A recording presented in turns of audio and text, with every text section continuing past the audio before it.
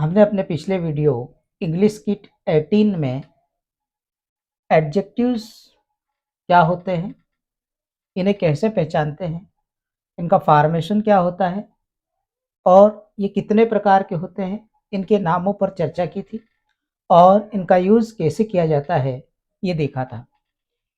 तो इनके जो नाम हमने 10 देखे थे, उन्हीं नामों में से हम 3 नाम लेकर उन्हें समझने की कोशिश करते हैं। पहला नाम लेते हैं हम प्रॉपर एडजेक्टिव, जो प्रकार है। पहला प्रकार लेते हैं प्रॉपर एडजेक्टिव, व्यक्तिवाचक विशेषण। मतलब व्यक्तिवाचक विशेषण प्रॉपर नाउन से मिलकर बनते हैं। ये विशेष रूप से किसी व्यक्ति, स्थान या वस्तुओं को डिस्क्राइब करने के लिए यूज किया जाता है। प्रॉपर नाउन से प्रॉपर एडजेक्टिव बनाए जाते हैं। जैसे प्रॉपर नाउन में हमने मोस्टली देशों के नाम लिए जाते हैं, जैसे इंडिया तो इंडियन। प्रॉपर नाउन हमारी है इंडिया, उसका प्रॉपर एडजेक्टिव बनाया हमने इंडियन। अब इस इंडियन के साथ यदि हम कोई नाउन लगा देंगे तो वह प्रॉपर एडजेक्टिव बन जाएगी। Pakistan Pakistani, Nepal Nepalese, Africa African, China का बनेगा चाइनीज, इजराइल का बनेगा इजरायली, स्विट्जरलैंड का बनेगा स्विस। ऐसे और देशों को लेते हैं।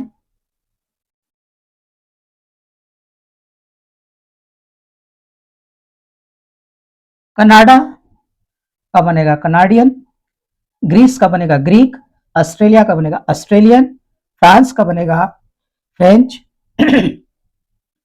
ब्रिटेन का बनेगा ब्रिटिश, इंग्लैंड का बनेगा इंग्लिश, रसिया का बनेगा रशियन, जर्मनी का बनेगा जर्मन, इटली का बनेगा इटालियन, और अगर यदि हम हॉलैंड ले लें तो हॉलैंड का बनेगा डच और एशिया का बनेगा एशियन। इन नामों के साथ हमने इनको एडजेक्टिव में कन्वर्ट कर दिया। अब इनके साथ यदि किसी व्यक्ति का नाम लग जाएगा तो proper adjective of any person. यदि स्थान का लगा देंगे तो proper adjective of any place, और यदि किसी वस्तु का लगा देंगे तो proper adjective of any noun बन जाएगा। अब इन्हें हम एक एक उदाहरण के द्वारा समझते हैं।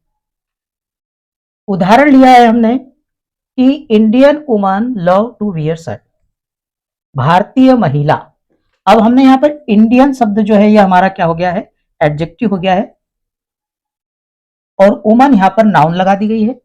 तो इंडियन वुमन, भारतीय महिला, महिला की विशेषता है कि वह भारतीय है, इसलिए ये प्रॉपर एडजेक्टिव हो गया। Love to wear sari, sari पहनना पसंद करती है। इसी तरह से ही इज अमेरिकन, वह अमेरिकन है, and his wife is African, और उसकी पत्नी अफ्रीकन है। यहाँ दोनों की विशेषता है कि वह अमेरिकन है और उसकी पत्नी अफ्रीकन है। प्रॉपर नाउन के साथ हमने इसे प्रॉपर एडजेक्टिव बनाया। He studies in Japanese school, वह जापानीज स्कूल में अध्ययन करता है। अब यहाँ पर जापानीज शब्द एडजेक्टिव और यहाँ पर प्लेस आ गया, तो proper adjective of any place हो गया ये। आई हैव चाइनीज मोबाइल, मेरे पास चाइनीज मोबाइल है। मोबाइल कोई वस्तु ही, चाइनीज हमारा एडजेक्टिव हो गया, तो यहाँ पर बनेगा proper adjective of any thing. Taj Mahal is a stunning Indian monument, Taj Mahal एक शानदार भारतीय स्मारक है, तो यहाँ पर स्मारक, और यहाँ पर इंडियन, हमारा इंडियन शब्द जो है एडजेक्टिव का काम कर रहा है, और मोन्यूमेंट किसी स्थान या स्मारक, किसी भवन का काम कर रहा है, तो यहाँ पर ये बन गया हमारा proper adjective. He painted his house with Asian paint, उसने एशियन पेंट से अपने घर को रंगा है। तो पेंट की विशेषता है ये कि वह एशियन है, इसलिए ये प्रॉपर एडजेक्टिव हो गया।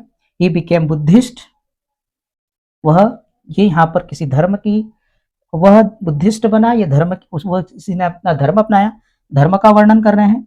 He speaks in British accent, वो ब्रिटिश एक्सेंट में बात करता है या करती है। She speaks in British accent, वो ब्रिटिश एक्सेंट में बात करती है, तो उसका जो लहजा है बात करने का तरीका है, उसकी विशेषता ब्रिटिश लगा कर की, यह हो गया प्रॉपर एडजेक्टिव, किसी प्लेस के लिए है ये। Recently he visited the Eiffel tower, उसने अभी अभी एफिल टावर का भ्रमण किया है या घुमा है, तो ये यहाँ पर एफिल टावर हमारा एडजेक्टिव हो गया, प्रॉपर एडजेक्टिव।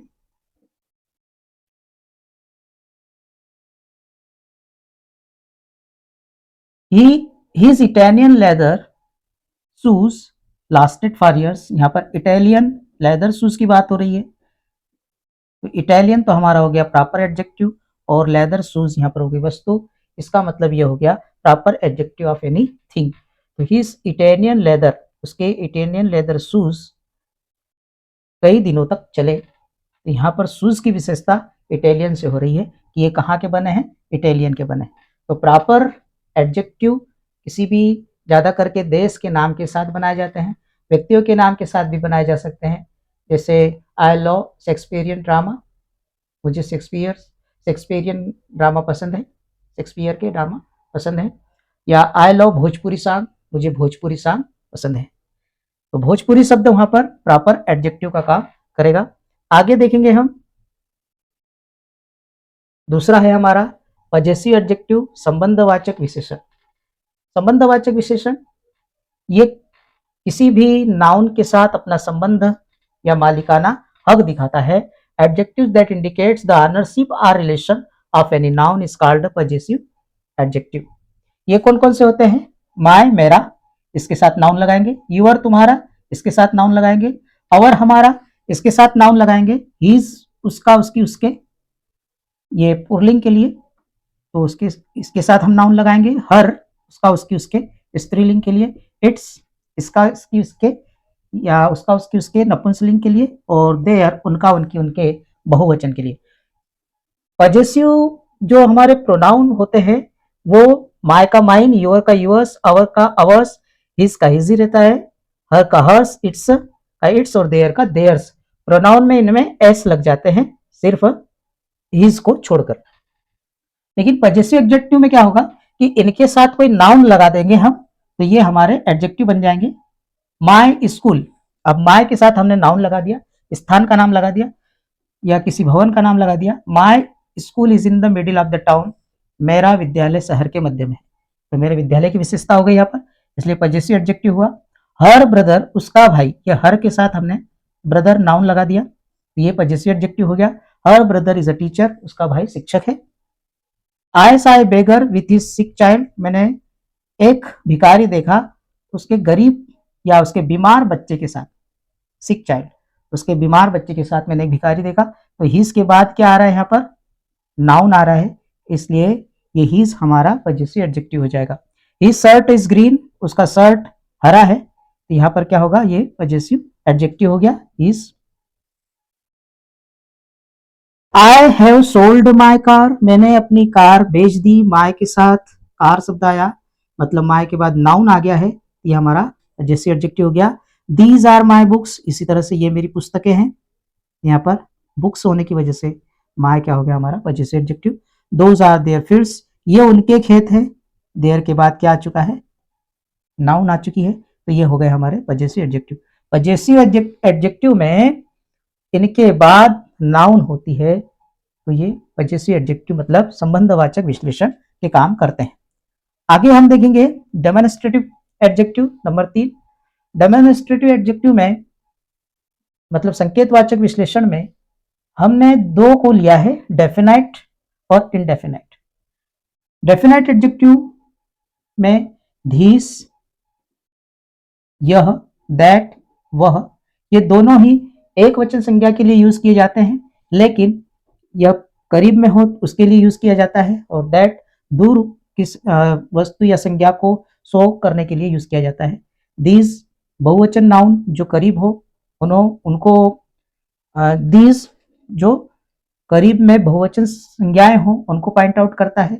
दोज बहुवचन संज्ञाएं जो दूर हो उनको पॉइंट आउट करता है। वो, सच इस तरह की, और द सेम यही, ये हमारे हैं डेफिनाइट एडजेक्टिव। इनको भी हम आगे समझते हैं एक एक करके। इनडेफिनाइट एडजेक्टिव वे एडजेक्टिव होते हैं जो अज्ञात होते हैं। क्या होते हैं? अज्ञात, जिनके बारे में हमें पहले से पता नहीं होता। यह है सम, कुछ, एनी, कोई, अदर, ये सम का अर्थ भी हम कोई में ले सकते हैं, अदर दूसरा, अनदर कोई दूसरा, एनी अदर कोई और दूसरा। अब इन्हें हम एक एक करके पहले डेफिनाइट एडजेक्टिव्स को समझते हैं, फिर इनडेफिनाइट एडजेक्टिव को समझेंगे। डेफिनाइट एडजेक्टिव जैसे धीस। अब धीस के बाद यदि वैसे ही नाउन आ जाए तो ये बन जाएगा definite demonstrative adjective. This car is mine, यह कार मेरी है। अगर इसे इस तरह से लिखा जाता या बोला जाता कि this is my car, this is my car, अगर इस तरह से बोला जाता तो यहां देखिए दिस के बाद नाउन नहीं है तो ये डेमोन्स्ट्रेटिव प्रोनाउन का काम करेगी, लेकिन यहां पर दिस के बाद नाउन आने की वजह से ये डेमोन्स्ट्रेटिव एडजेक्टिव का काम कर रही है, विशेषण बन जाएगा। उसी तरीके से देखिए दैट मिस्टेक वाज योर्स, यह गलती तुम्हारी थी। यहां पर दैट के साथ क्या आ चुका है? नाउन आ चुका है। तो दैट के बाद यदि नाउन पाया जाता है तो हम इसे एडजेक्टिव मानेंगे, और ये हमारे यहाँ पर क्या आ रहे हैं? प्रोनाउन आ रहे हैं, पजेसिव प्रोनाउन। अब धीस के साथ बॉय आ गया तो धीस यहाँ पर प्रोनाउन नहीं होगा, डेमोन्स्ट्रेटिव प्रोनाउन नहीं होगा, डेमोन्स्ट्रेटिव एडजेक्टिव बन जाएगा। दिस बॉय इज ऑनेस्ट, यह लड़का ईमानदार है। अब यहाँ पर दो एडजेक्टिव हैं, धीस और ऑनेस्ट। ऑनेस्ट जो है प्रेडिकेटिव एडजेक्टिव का काम कर रहा है, क्योंकि इसके बाद कोई भी नाउन नहीं है। अब आगे देखिए, दीज पेन्स आर एक्सपेंसिव, ये पेनें महंगी है। यहाँ पर दीज के बाद पेन्स नाउन आ गया है, कोई वस्तु आ गई है, मतलब संज्ञा आ गई है, तो ये हमारा पजेसिव डेमोन्स्ट्रेटिव एडजेक्टिव बनेगा। ये हमारा डेमोन्स्ट्रेटिव एडजेक्टिव बन जाएगा। और एक्सपेंसिव शब्द फिर यहाँ पर एडजेक्टिव है, लेकिन इसके बाद कोई नाउन नहीं है, एडजेक्टिव बनेगा। इसके बाद कोई नाउन नहीं है तो यह क्या बन जाएगा? Predicative adjective. Those fields are ours, वो खेत हमारे हैं, तो दोज के बाद नाउन आ गया है, इसलिए ये एडजेक्टिव का काम करेगा। और अवर्स यहाँ पर है जो है प्रोनाउन का काम कर रहा है, ये हमेशा लास्ट में पाए जाते हैं pronoun. I don't like such joke, अब सच की बारी आ गई। मुझे इस तरह के जोक पसंद नहीं है, हम सच की बात कर रहे हैं, मुझे इस तरह के जोक पसंद नहीं है, इस तरह की बात कर रहे हैं। Such men are not reliable, इस तरह के लोग भरोसेमंद नहीं होते, तो सच के साथ कोई नाउन आ गया है, ये हमारा एडजेक्टिव बन गया। I bought the same pen, मैंने ठीक यही पेन खरीदी है, इसके साथ इसके बाद नाउन आ चुकी है, तो ये हमारा एडजेक्टिव का काम करेगा। द सेम थिंग, यहाँ पर भी देखें नाउन आ गई, यही बात आई सेड हिम, मैंने उससे कही। You also made the same mistake, तुमने भी ठीक यही गलती की। अब द सेम के बाद क्या आ चुकी है? नाउन आ चुका है, तो द सेम क्या करेगा? यहाँ पर हमारा एडजेक्टिव का काम करेगा। तो डेफिनाइट डेमोन्स्ट्रेटिव एडजेक्टिव के बाद, इनके बाद मतलब यदि कोई नाउन पाई जाती है तो ये एडजेक्टिव के काम करते हैं, यदि इनके बाद सहायक क्रिया वर्ब आ जाती है तो ये प्रोनाउन का काम करते हैं। अब इनडेफिनाइट एडजेक्टिव देखते हैं, ये बहुत ही महत्वपूर्ण है। इनडेफिनाइट यह है सम, कोई, एनी कोई, अदर दूसरा, अनदर कोई दूसरा, एनी अदर कोई और दूसरा। सम अफर्मेटिव सेंटेंस में यूज किया जाता है जब हमें वो नाउन क्या हो? अज्ञात हो, और उस नाउन की बात बताना हो, डिस्क्राइब करना हो, तो सम के बाद नाउन आएगी। जैसे सम मिस्टर बिरला, ये मिस्टर बिरला प्रॉपर नाउन हो गई। Some mister Birla is looking for you, कोई मिस्टर बिरला तुम्हें ढूंढ रहे हैं। तो यहाँ पर सम के बाद प्रॉपर नाउन या कोई भी नाउन आ गया तो ये हमारा इनडेफिनाइट डेमोन्स्ट्रेटिव एडजेक्टिव बन जाएगा। अब यहाँ पर हमें पता नहीं कि मिस्टर बिरला कौन है। अब इसी तरह से अगर सम के स्थान पर असर्टेन का यूज कर लें तब भी यही अर्थ निकलेगा। I met a certain man yesterday who was telling about you, मैं एक व्यक्ति से मिला कल जो तुम्हारे बारे में बता रहा था। अब वो व्यक्ति कौन है उसे हम नहीं जानते, तो इसके बाद भी क्या आ गई है? नाउन आ गई है, तो ये हमारा एडजेक्टिव का काम करेगा, डेमोन्स्ट्रेटिव एडजेक्टिव का काम करेगा, लेकिन ये इनडेफिनाइट है, अज्ञात है, हमें उसके बारे में पता नहीं है। तो सम और असर्टेन अफर्मेटिव सेंटेंस के साथ यूज किया जाता है जब वह नाउन क्या हो, अज्ञात हो, और अज्ञात नाउन को हमें डिस्क्राइब करना हो। ऐसे अभी हमारे पास आया एनी। एनी का प्रयोग हम तीन तरीके से करते हैं। एनी का यूज तीन प्रकार से किया जाता है। एक तो नेगेटिव सेंटेंस में नाउन को डिस्क्राइब करते हैं, इंट्रागेटिव सेंटेंस में नाउन को डिस्क्राइब करते हैं, और यदि हम कोई चॉइस या ऑप्शन दे देते हैं तब उसके लिए भी हम एनी का यूज करते हैं। जैसे I didn't make any mistake, मैंने कोई गलती नहीं की। अब यहां पर देखिए तो नेगेटिव सेंटेंस ही है, इसलिए सब नहीं आएगा, यहाँ पर एनी आएगा। मैंने कोई गलती नहीं की, गलतियां पता ही नहीं है मुझे, हमें ऐसा लगता है तो हम कहेंगे मैंने कोई गलती नहीं की। इज देयर एनी होप, क्या कोई उम्मीद है, दैट ही विल रिकवर, उसके ठीक होने की क्या कोई उम्मीद है। यहाँ पर ये कौन सा सेंटेंस है, इंट्रागेटिव सेंटेंस है, इसलिए एनी का यूज किया गया। You can choose any colour you like. अब ये तीसरी बात हमारी कि हम किसी को ऑप्शन दे दें या कंडीशन दे दें तब भी हम एनी का यूज करते हैं। तुम कोई भी रंग चुन सकते हो, आपको choice they the. You can come any day, तुम किसी भी दिन आ सकते हो, हमने उसे चॉइस दे दी या कंडीशन दे दी, तब हम एनी का यूज करते हैं। एनी का यूज अभी मैंने बताया कि तीन तरीके से किया जाता है, नेगेटिव सेंटेंस में, इंट्रागेटिव सेंटेंस में, और जब हम किसी को कोई चॉइस दे दे तब। अब हम बात करेंगे other, the other, another, any other की। अब यहां पर देखें एग्जाम्पल लिया है, गिव मी अदर पेन, मुझे दूसरा पेन दीजिए। गिव मी अदर पेन, कोई दूसरा पेन दीजिए।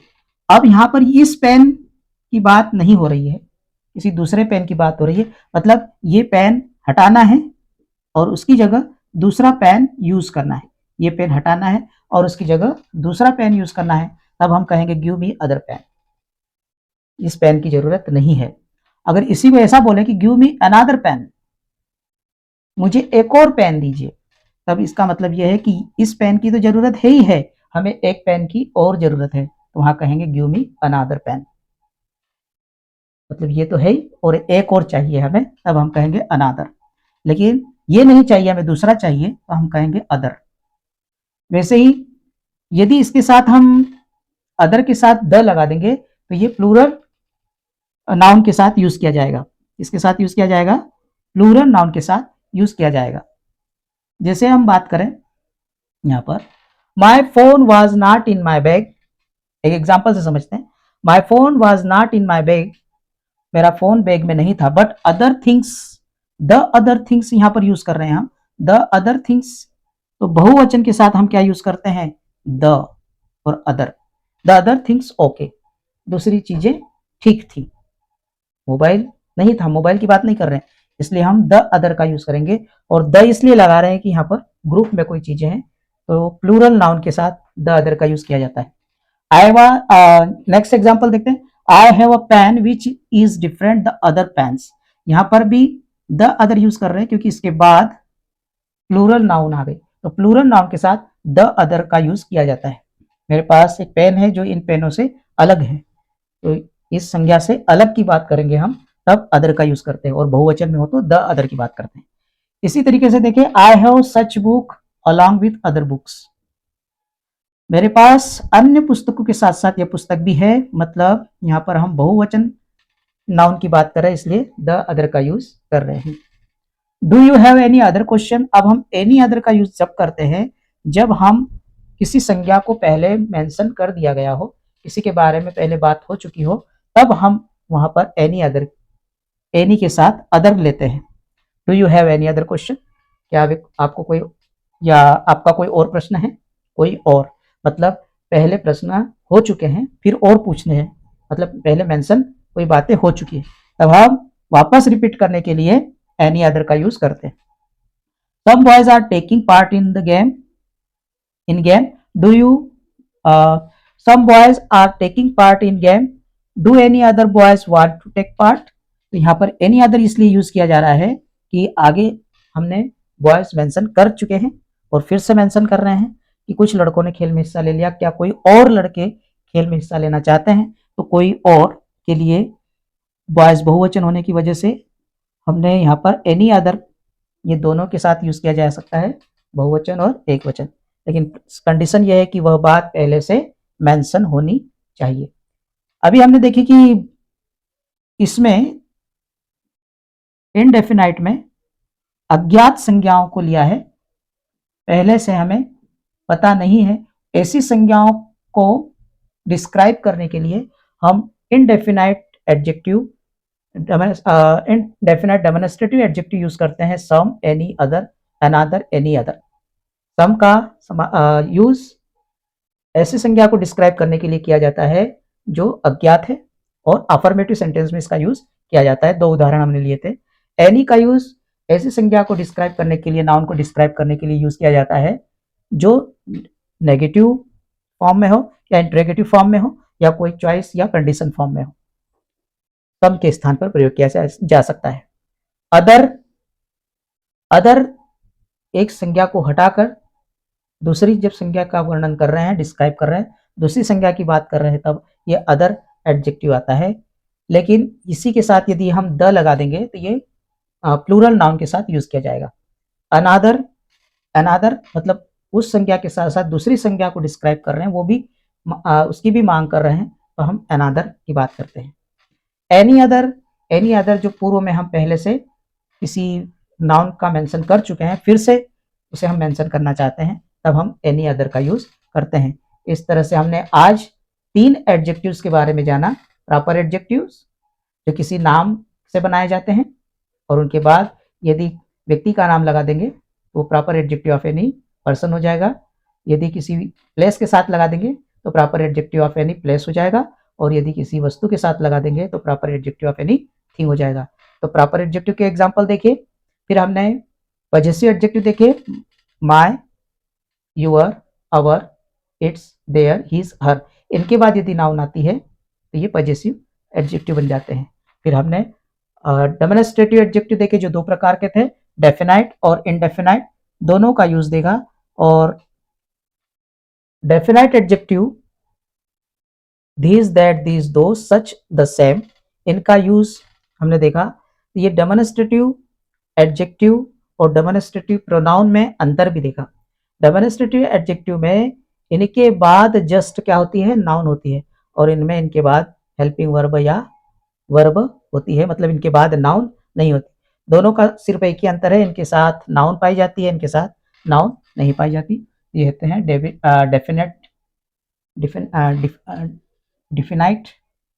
Definite adjective.